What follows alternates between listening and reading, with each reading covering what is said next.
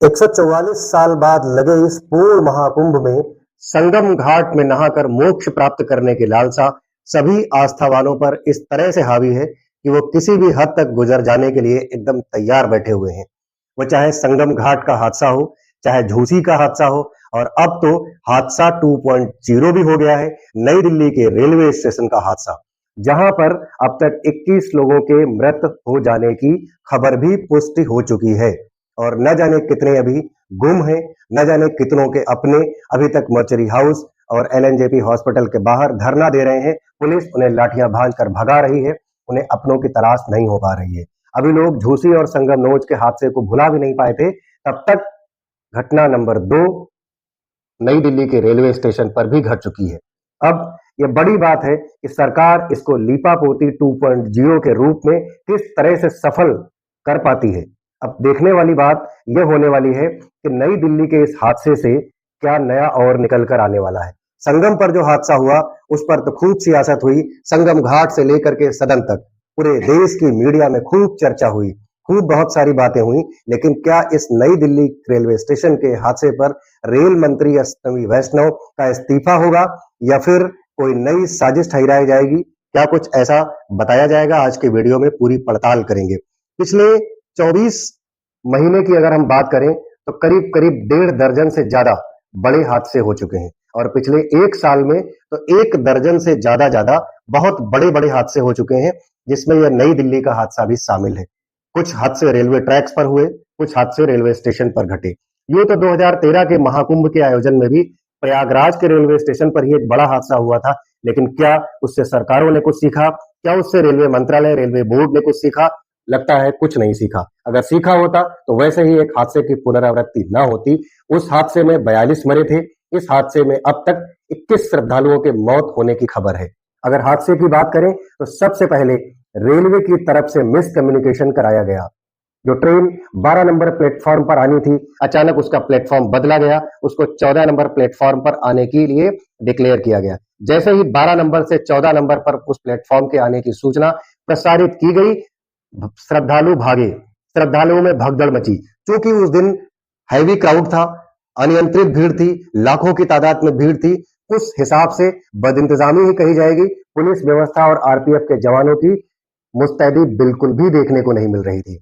बस श्रद्धालुओं को चूंकि संगम घाट जाना था, एनी हाउ प्रयागराज पहुंचना था, प्रयागराज पहुंचने की जल्दी थी, श्रद्धालु भागे।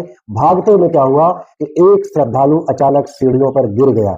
किसी भी श्रद्धालु ने यह ध्यान नहीं दिया कि हम उस श्रद्धालु को मौत का सौदागर न बनाएं, उसके ऊपर चढ़कर न जाएं, लेकिन सभी श्रद्धालु चढ़ते चले गए। तत्काल वो श्रद्धालु एक मृत शरीर के रूप में छत विचित कर दिया गया, उसको एक मृत अवस्था में तब्दील कर दिया गया। लेकिन श्रद्धालु चढ़ते हुए जा रहे थे, रौंदते हुए जा रहे थे। अचानक पीछे से भीड़ का हैवी दबाव था। भारी दबाव होने की वजह से कुछ और लोग भी उसी भीड़ में गिर गए। उनके ऊपर भी भीड़ उनको रौंदती, उनको दाबती हुई चली गई।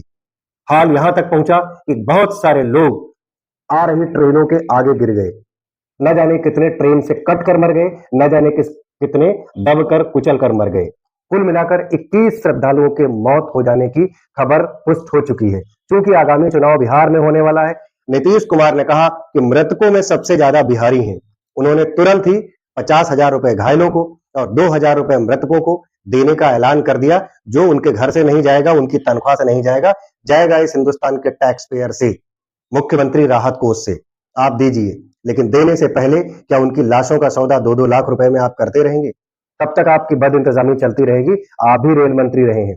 इस देश ने नीतीश कुमार का रेल मंत्री रहते हुए इस्तीफा देखा है, लालू यादव का रेल मंत्री रहते हुए इस्तीफा देखा है, और लाल बहादुर शास्त्री का भी रेल मंत्री रहते हुए इस्तीफा देखा है।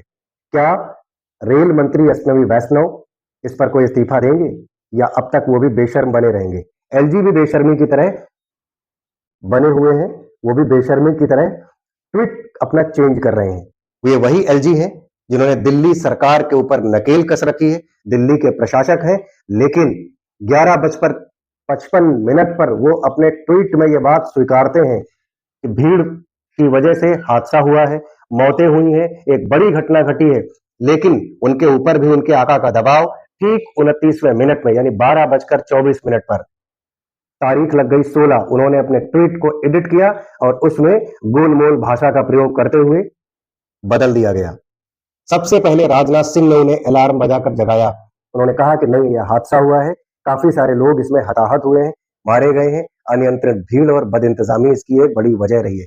प्रधानमंत्री मोदी भी स्वीकारते हैं, लेकिन आप इससे कुछ सीखिए।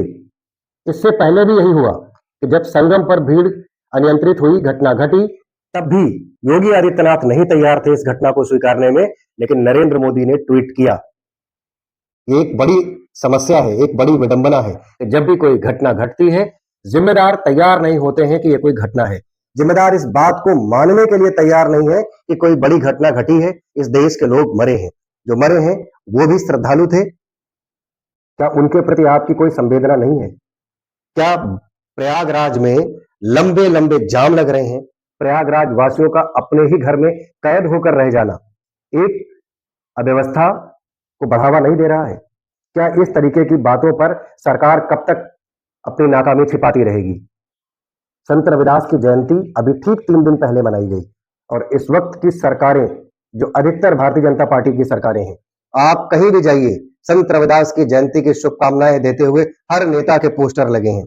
तो क्या संत रविदास ने तो कहा था, मन चंगा तो कटौती में गंगा, और शंकराचार्य ने भी कहा था कि आप कुंभ से जल ले आइए और उस जल को अपने घर पर एक बाल्टी पानी में डालकर स्नान कर लीजिए, तो भी आपका काम चल जाएगा।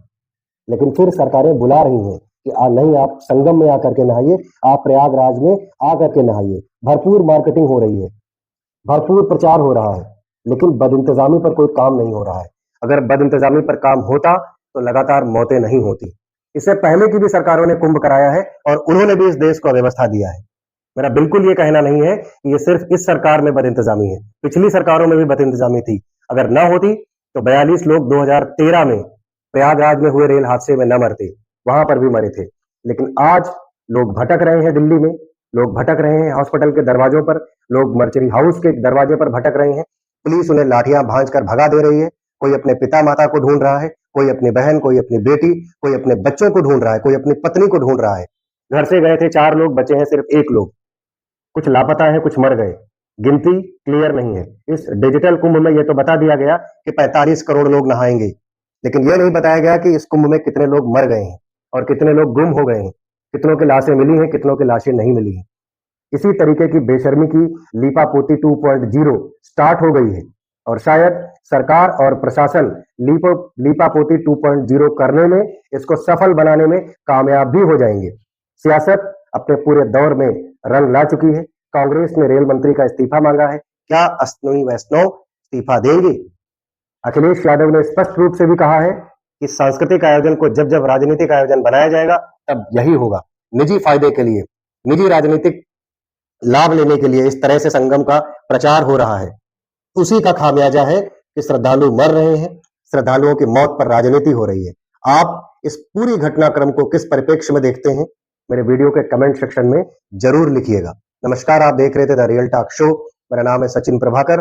अब तक अगर आप हमारे चैनल पर नए हैं तो चैनल को जरूर सब्सक्राइब कीजिए, वीडियो को लाइक कीजिए, शेयर कीजिए, और अगर आप भी व्यथित हैं, आपके मन में भी कुछ वेदना है, तो मेरे वीडियो के कमेंट सेक्शन में जरूर लिखिए। जो ये नई दिल्ली का हादसा हुआ है, क्या ये किसी के मन को तोड़ता है? क्या किसी के मन को व्यथित करता है? निश्चित रूप से अगर आपके अंदर एक इंसानी दिल है तो आप जरूर इस घटना से प्रभावित होंगे, इस घटना से आप जरूर व्यथित होंगे। जरूर आप मेरे वीडियो के कमेंट सेक्शन में लिखिए। धन्यवाद। जय हिंद, जय भारत।